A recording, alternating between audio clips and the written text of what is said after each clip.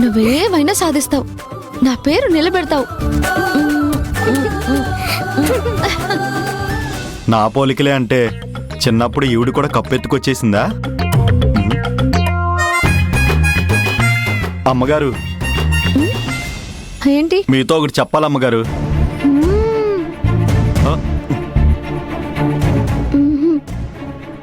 ఏదో మాట్లాడాలన్నావు, ఏం మాట్లాడకుండా సైలెంట్ గా ఉన్నావేంటి? అంటే అది అమ్మా, ఏమీ లేదమ్మా. అంజలి, ఒక నిమిషం ఉండి ఇప్పుడే వస్తాను. నా కూతురి మీద అసలు ఎందరు కళ్ళు పడ్డాయో ఏంటో.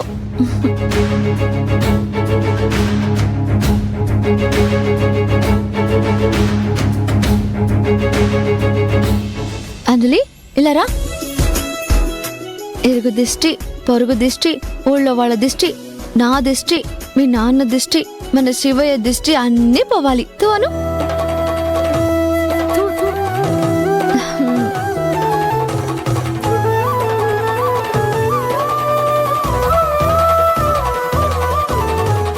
అంజలి, నిన్ను చూస్తుంటే నాకెంత గర్వంగా ఉందో.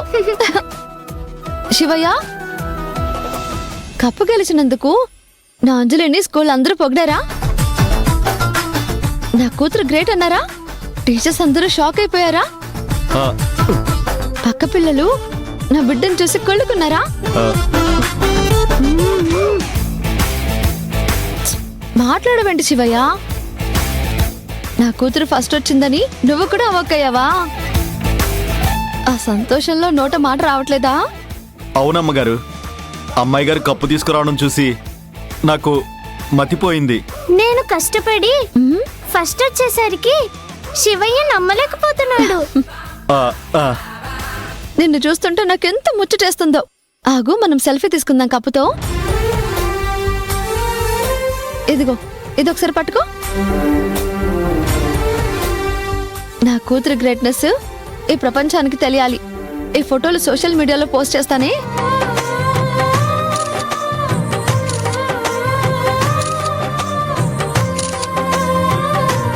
తల్లి కూతురులు ఇద్దరు ఒకరికొకరు బాగా సరిపోయారు.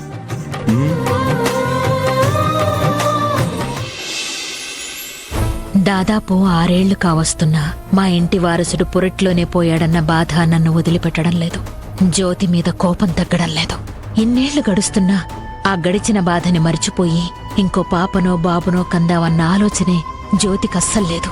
ఎంతసేపు నాకప్పుడు కూతురు పుట్టింది, తనెక్కడో బతుకుతోంది అన్న భ్రమలో పిచ్చిదాల్లాగా ప్రవర్తిస్తోంది. ఏం చేసి దీన్ని మార్చాలో కూడా నాకు తెలియడం లేదు. అత్తయ్య, కాఫీ తీసుకోండి అత్తయ్య.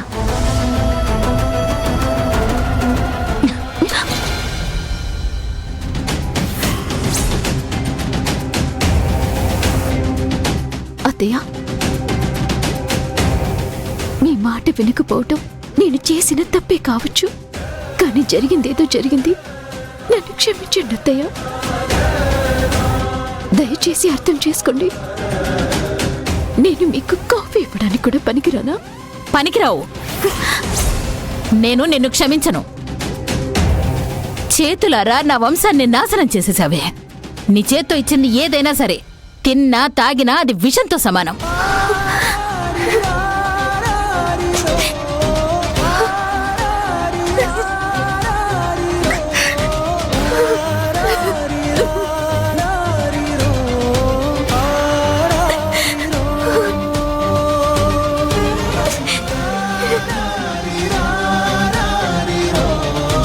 స్వామి,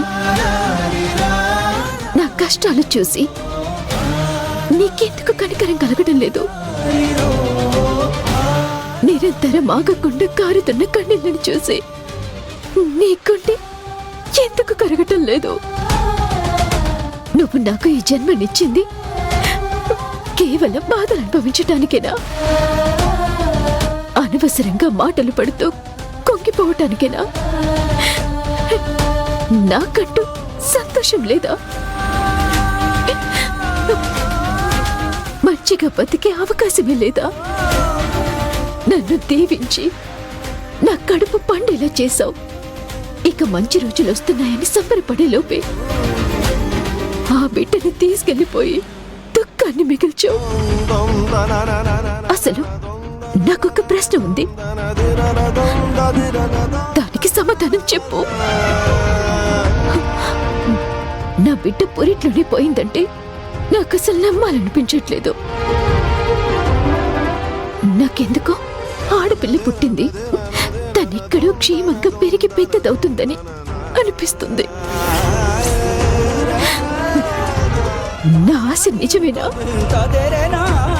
సమాధానం చెప్పు స్వామి, చెప్పు స్వామి, సమాధానం చెప్పు, సమాధానం చెప్పు, చెప్పు.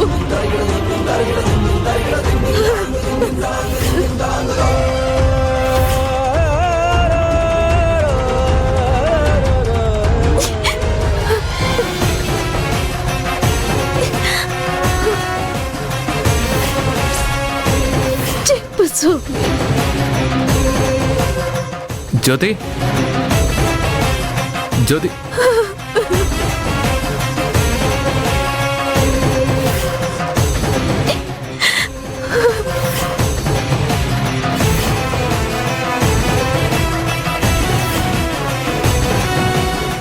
జ్యోతి, సమాధానం చెప్పు స్వామి.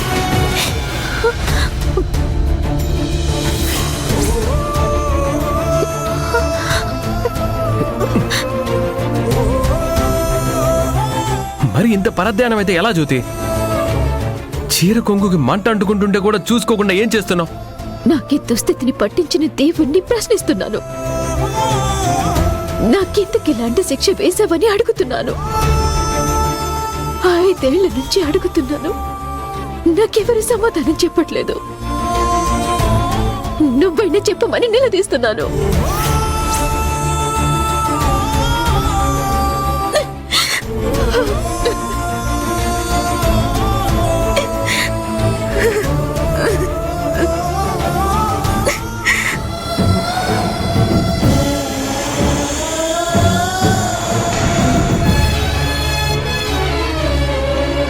జ్యోతిలో మార్పు వస్తుందని ఆశించి తనని ఇక్కడికి తీసుకొని వచ్చి కొన్నేళ్లయింది. ఇప్పటికీ బిడ్డ గురించి ఆలోచిస్తూ బాధపడుతుంది తప్ప తనలో ఎలాంటి మార్పు లేదు. ఏదో ఒకటి చెయ్యాలి.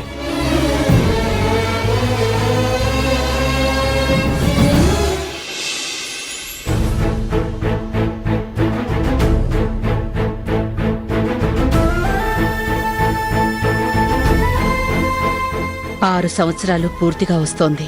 తల్లిని బిడ్డని కలిపే సమయం ఆసన్నమైంది. పిల్ల ఎక్కడికి వెళ్ళింది? జాబిలి టిఫిన్ కూడా తినకుండా వెళ్ళింది. టైం అయిపోతోంది, ఇంకా రాలేదు.